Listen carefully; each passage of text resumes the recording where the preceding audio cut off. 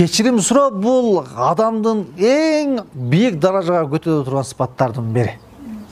Кичпейил адам кечирим сурайт.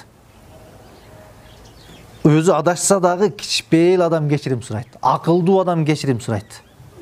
Алдыга жылгысы келген адам кечирим сурайт. Өзгөргүсү келген адам кечирим сурайт. Ал эми баягы текебер, өзгөргүсү келбеген селби адам, пессимист, ал кечирим балким суроону кечиктирет.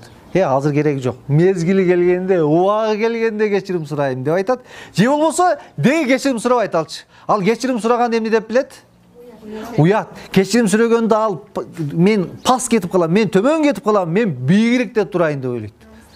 Намыстан, кечирим суроодан намыстангандан, кечирим суроодон уялган адамдар бар.